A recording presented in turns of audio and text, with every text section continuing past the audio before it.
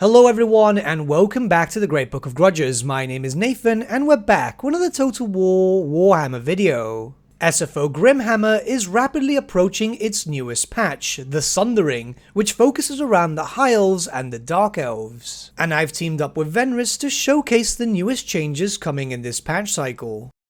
In this video, we'll be focusing around the generic changes to the High Elves and some brief changes towards each of the different legendary lords in-game, with some further, more detailed videos to follow in regards to the specific legendary lords which have received a lot of changes. With all that being said, let's just jump into the changes for the race as a whole.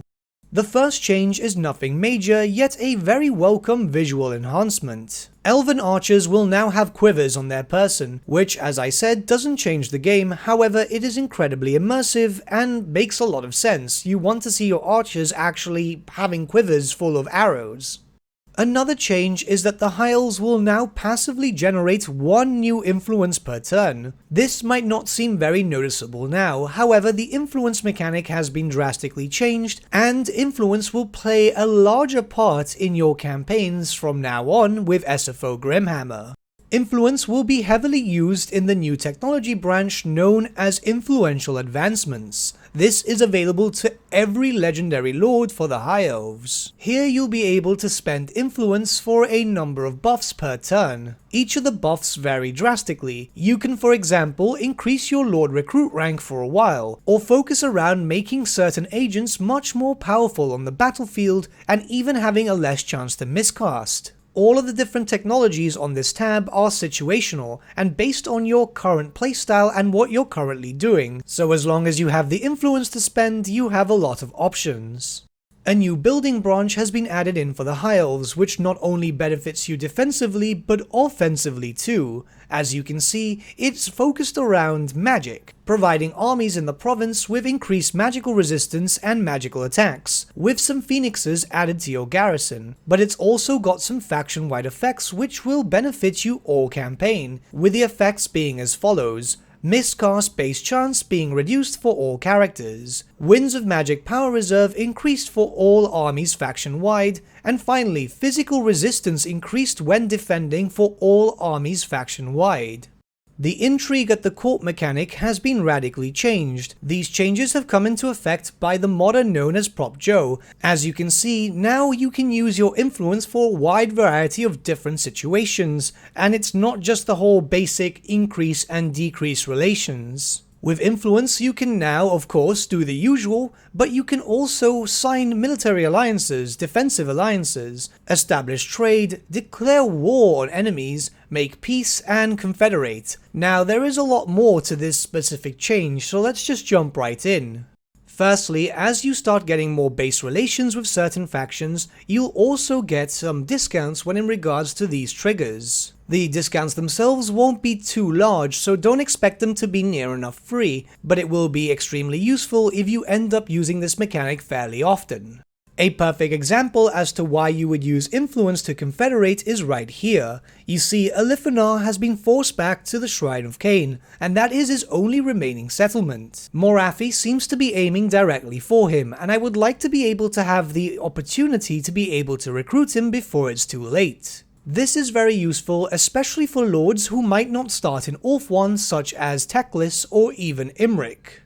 You may also use your influence to directly affect other races and factions. For example, here I've been expanding into Lustria, and I don't want to really deal with the natives too much. With the cost of 200 influence, I'm able to force the Defenders of the Great Plan to wage war against the Cult of Sotek. As each of the factions had alliances with other factions, this will now cause some issues in Lustria, and will be the perfect opportunity for me to strike and start taking out the factions there as I expand my empire. And just a quick note, excuse my reliability as that was not caused by this event. That was actually from a few turns ago where Elfari the Grim decided to start a massive civil war in Orth. This is why nobody likes Elfari, but let's move on. The usual dilemmas, which are very common for the High Elves, have also been reworked. Their values, effects, and so on have been changed to better represent the situation. You'll also see that this is a good way to also achieve influence barring the other means, mainly because, of course, the new technology has been added as an influence sink. Since these dilemmas are fairly common, it's going to be very easy to make sure that you're using influence and gaining influence at a decent pace. Now we'll move on to the legendary lords and the changes to their respective factions. Keep in mind that we'll be covering this in brief, as some of the lords deserve their own dedicated videos. Tecla and his forces will have access to a faction-specific resource known as Scholarly Tomes. This resource is gained through events, Tecla himself, and Lore Masters of Hoeth, and can be used on technologies and events. You can use this new resource on a number of technology branches only accessible by Tecla's faction, dedicated to the 9 laws of magic that the High Elves have access to. Each of the branches will provide a powerful spell, as of course Teclis is one of the most powerful spellcasters of the Warhammer fantasy world. Going down each of the branches will also provide other bonuses, either relating to your spellcasters and the ability to cast some magical spells, or some of your units faction-wide. Teclis has faction-specific dilemmas, an example of which is showing on screen right now. These will be a way to acquire some tomes, and there will be positives and negatives towards these events. If you want some tomes, for example, you will end up having a Wind of Magic cost increased by 25% for all characters. However, the payoff will be 25 tomes, or if you'd like to spend 25 tomes, you can get a public order boost faction-wide for a number of turns. The Lofton Skycutter, a very popular mod by Chaos Robbie, will be exclusively available to Teclis and his faction. This unit will be unlockable from the second tier of the Smith Building branch.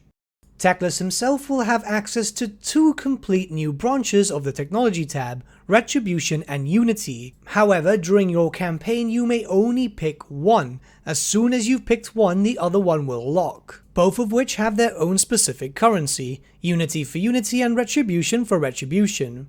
Unity will focus around building up your relations with the other Order races of the Warhammer fantasy world, whereas Retribution will take you through a more sinister path, as your diplomatic relations with them will then shatter as Tyrion further embraces Cain.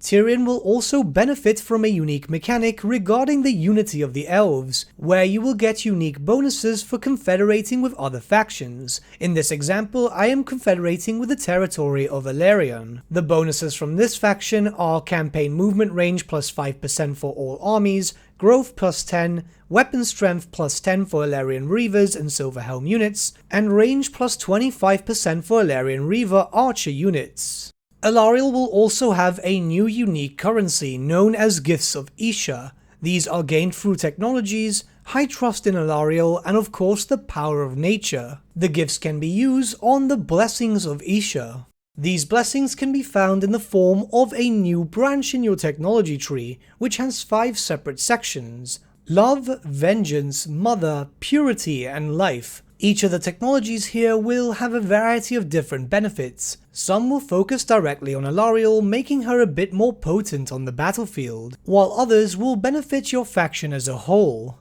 Imric will also have a new currency known as the Blood of Kaldor, which can be acquired through dragon encounters and legendary dragon traits. As expected, this new resource can be used on a new technology tab, which is a little different from the others. As you can see on screen, it not only gives you a technological benefit, but also items and followers. You can use these items on different lords as you please, and that way you can specialize each different army. Dragon encounters have been changed ever so slightly to be given a more fresh feel. Now each of the options will have some sort of benefit. For example, consulting the dragon will provide some very powerful buffs. Even leaving it be will provide a benefit, as it will now grant you some Blood of Kaldor resource.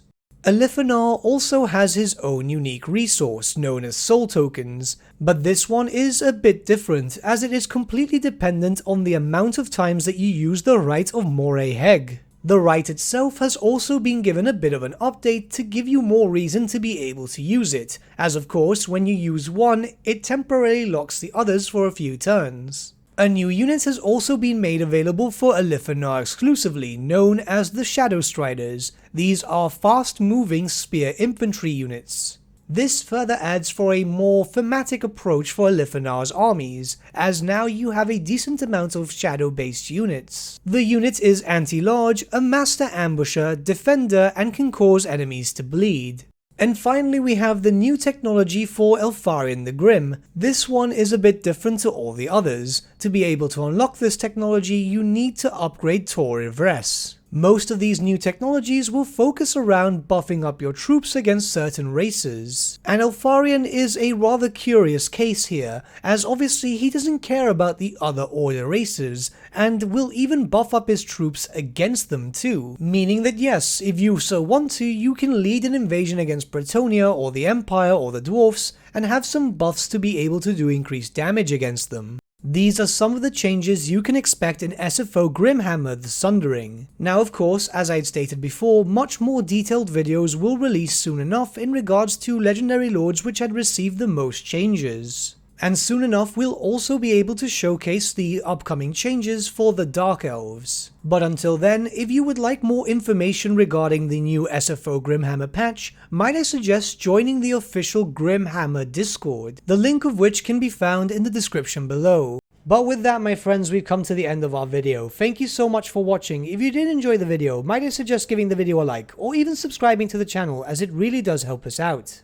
In the description section below are various links to different social media platforms such as Facebook, Instagram, and Discord. Also in the description section is an affiliate link with Element Games where you could buy loads of hobby-based products, not just Warhammer, for 10 to 25% off. Making a purchase using that link and also our special code, which is also in the description, supports the channel at no extra cost to you, which we think is rather cool. A big thank you to our patrons. Your support means the world to us. It's amazing that people want to help a small channel like us grow and get to a higher level of content. A big thank you to Gibraltar LUSC, Ryan Bertsche, Andrew Prince, and Okro for subscribing to us at our Fane level. You guys are super cool. And a big thank you to Edward Yule, VS Vasan, Aaron Whitman, and Shaggy for subscribing to us at our King level. Honestly, we can't thank you all enough. And lastly, a big thank you to all of you for liking, sharing, and commenting on these videos. Honestly, it's because of you guys that the channel's been growing at such a great pace lately, so we can't thank you all enough. But with that, my friends, thank you so much for watching once again, and we shall see you all again very, very soon. Have a good day.